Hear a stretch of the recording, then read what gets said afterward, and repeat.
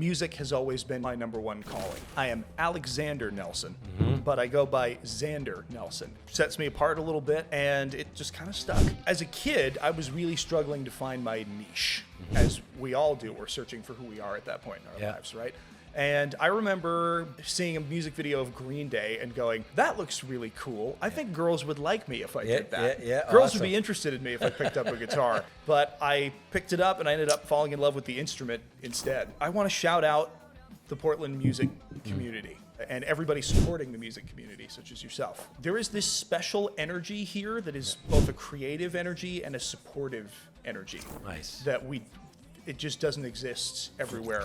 Having a beer with Fred is really about getting to people's passion and what makes them tick. Having a beer and having honest, frank, clear conversation that inspires our audience is what it's about. Cheers. Cheers. Fred, thanks so much for having me on. So great to get to know you a little more. This show is really about entrepreneurship, and it's been fun for me to meet people and in the community and people all over the world. Literally, we've been interviewing a variety of different contacts that I have. And what's fun, especially about Portland, Maine, is the music scene. Oh, yeah. It's world class. I Right. mean, we got written up in Rolling Stone a few years ago for just that. Yeah. So we met a little bit through what John Shannon's doing with now Shipyard Radio 207. Yeah. Or Shipyard 207. I can't remember. But we'll link it and show it here. And you have some original music. So you write music of your own. I do, yeah. I've been writing music since I started playing guitar, really. I mean, my songs weren't good when they started, but I've put in a lot of work to get them to where they are You have now. one or two that you think could be a hit or are hits, and you play regularly in front of crowds, or? Yeah, I mean, I'm really proud of everything, but obviously I'm a little bit biased, right? Yeah. It's like picking your favorite child. Well, when do the girls yell out, Xander, play? At the moment, I've either a song called In Time or a song called Lonely. Okay. Those tend to be the favorites. In Time is like a pop rock song, and Lonely is like a shred blues rock. Nice. Towards the end of the show. You don't want to start off with that. Gotcha. Well, what encouraged you, or who encouraged you, or how did you get into music, and what are your other vocations and advocations? Well, as a kid, I was really struggling to find my niche. As we all do, we're searching for who we are at that point in our lives, right? And I remember tuning to VH1 one day, back when TV would show music videos. Right. And seeing a music video of Green Day and going, that looks really cool. I think girls would like me if I did that. Girls would be interested in me if I picked up a guitar. So that was my inspiration. The great motivation, one of the major motivations of life, right? Oh, for any, 11, 12-year-old boy, that was the sole motivation in my life at that point. But I picked it up and I ended up falling in love with the instrument instead. Yeah. And where did you grow up, mainly?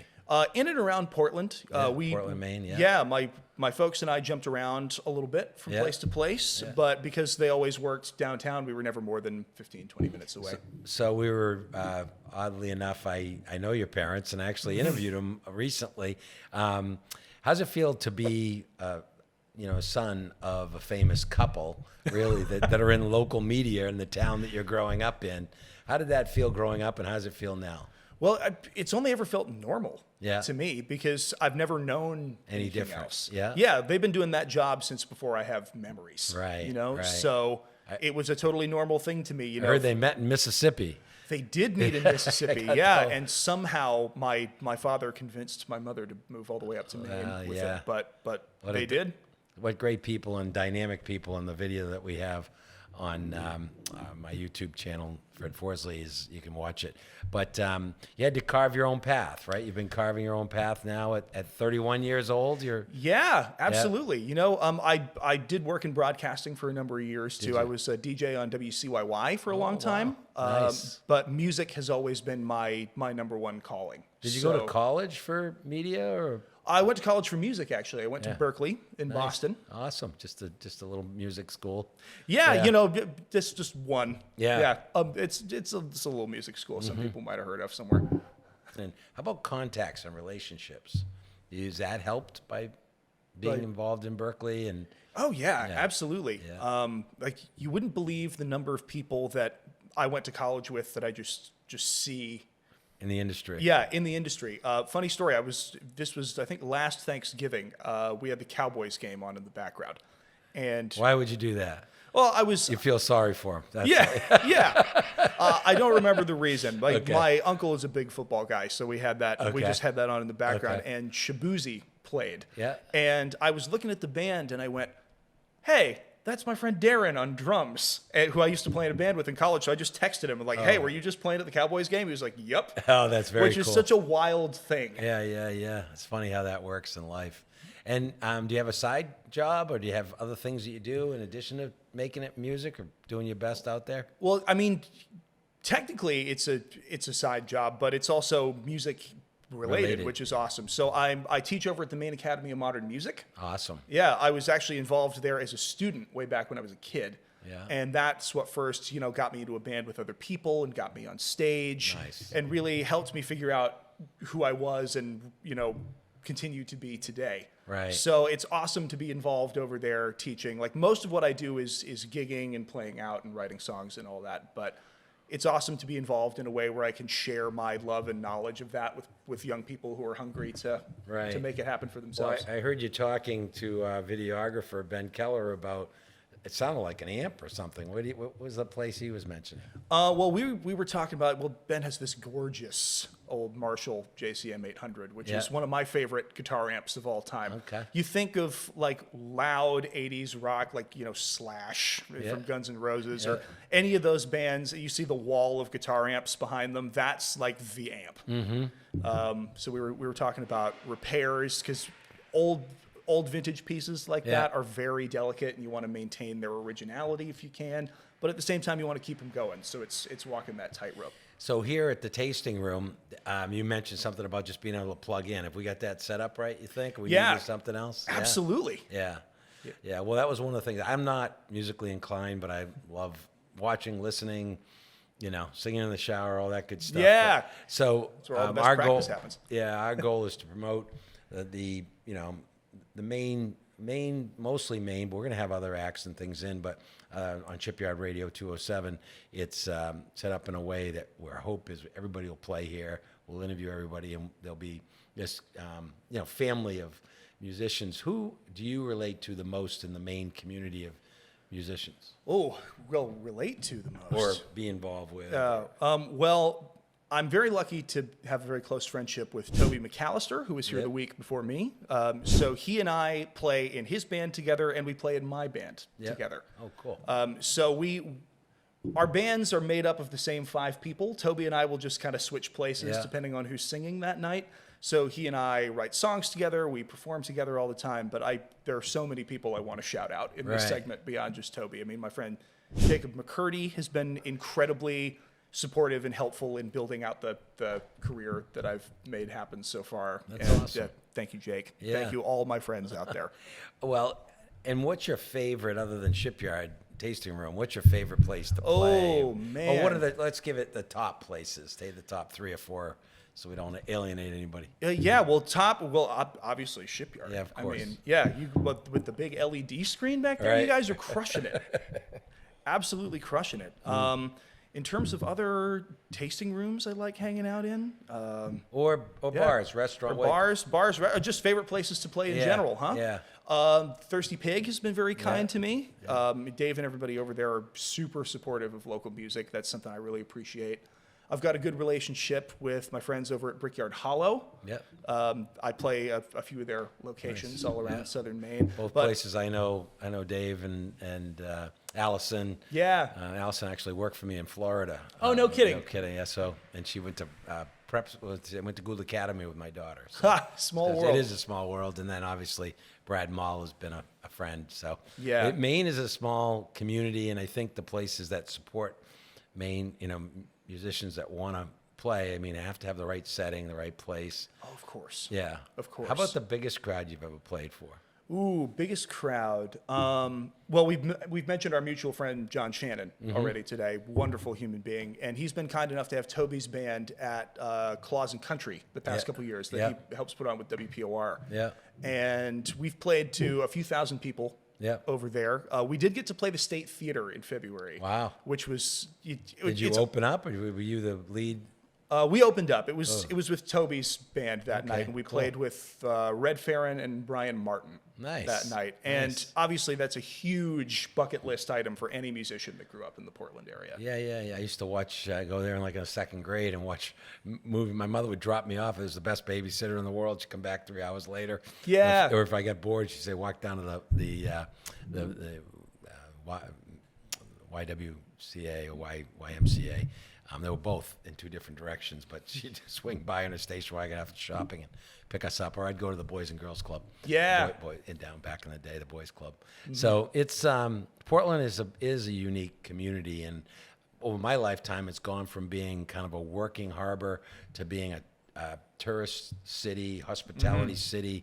The number of hotels have been built. Do you play in any of the local hotels, or have you interfaced with the hotels at all? Or That's something I would love to start doing. Yeah. So I've only I don't- transitioned yeah. into playing music mostly full time over the last year and a half or so. Right, So right. I'm still building my contact base and getting things out there. So hotels, if you want to hit me up. Yeah.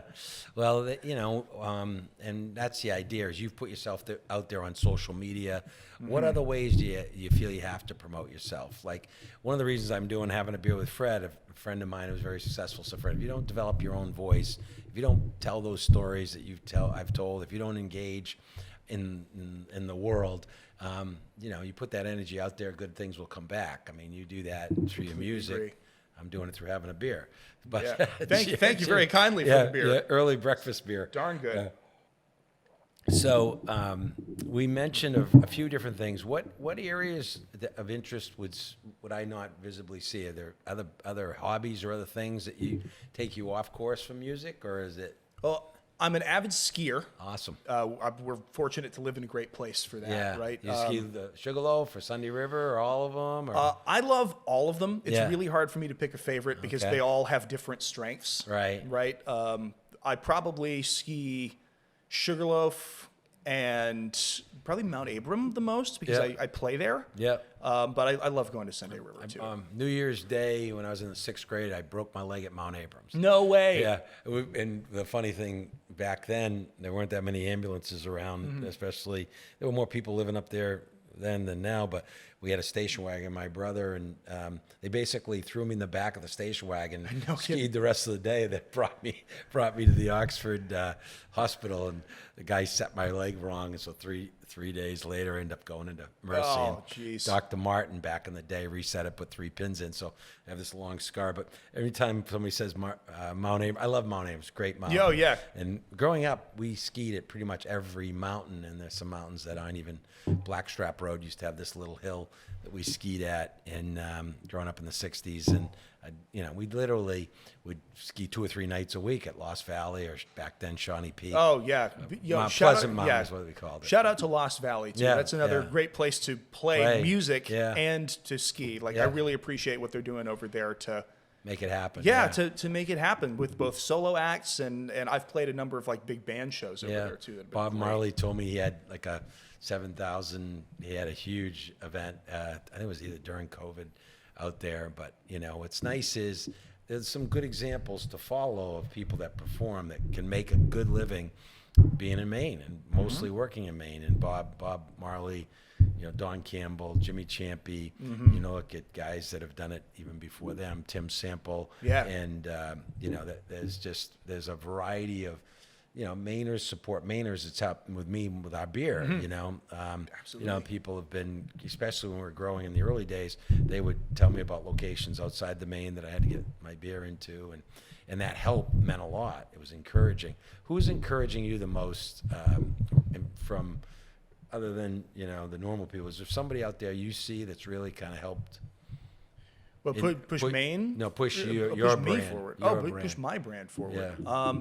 Well, I'm really lucky to say that there are a lot of people Yeah, that have been yeah. really helpful in putting my brand out there. But the friends I've mentioned so far in recommending me Do you have to an for agent? places. Do you have an agent or a... Totally self-managed at Yeah, the moment. right. Yeah. I'm sure I'm going to keep working. I intend to need an agent at Yeah, some point. okay. But I haven't hit that point quite yet. Right.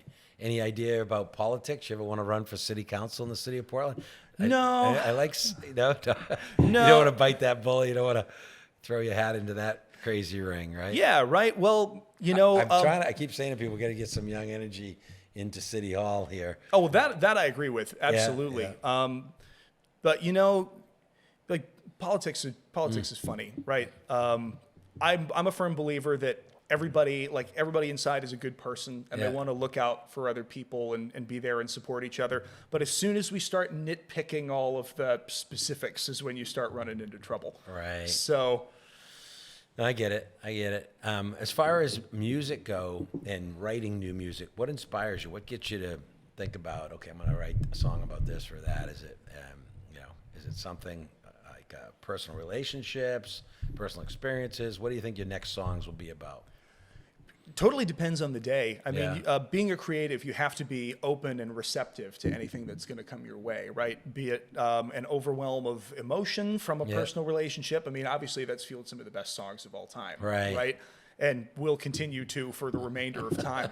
But sometimes you want to write a song just to be funny, you know?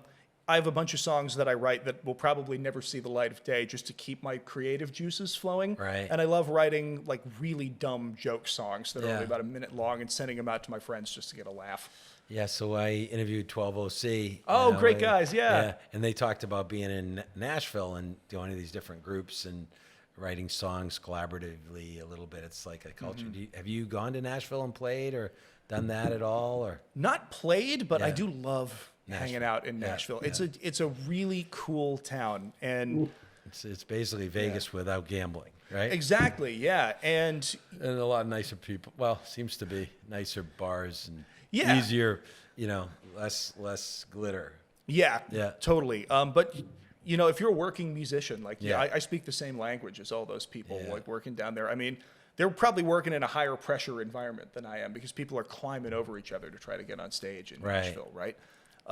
So that's one advantage that Maine has. What I didn't realize is most bands are just playing for tips. They're not even getting paid half. Yeah, but you know, you're playing down in the Maine Drag in Nashville, you're doing just fine playing for tips. Yeah, it's pretty cool. Although a guarantee doesn't hurt. No, I went and had 3 days of fun there, and I loved it. I'm gonna go back. So Portland, Maine, you see the winter slower than the summer, or do you get busier? You know, because like we're a pub town, at least. You know, I go over to the UK a lot, and I understand why the pub environment is there so much because of the weather. You know, you just get, you know, Dublin is, you know, feels like Portland, Maine almost, especially all the Irish bars and whatnot. Half the names I went to high school with, O'Brien, and you know, totally. But what do you like?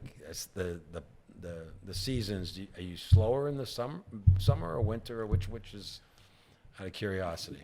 Busier in the summer most of the time because, I mean, obviously just like, more energy around. Yeah, more energy. There are the tourists here in town. Old Orchard Beach brings a lot of people who do what I do, a lot of work over the summertime. I'm grateful to play regularly at a few places down there. Nice. I've got a friend in Matt Wolf, so I play over at Mist and Surf 6. And a lot of the places by the pier. But the winter time stays busy, but it just the work moves, you know, because the ski mountains are busy. Yeah. Where do you play in the mountains? You play at Matt's place at Sunday River there? I do, the Matterhorn, the great bar. Yeah, that's such a great spot to play because everybody's in a good mood after having skied all day. You get to show up, you have a beer, and you play some songs. You normally get a good sing-along going up there.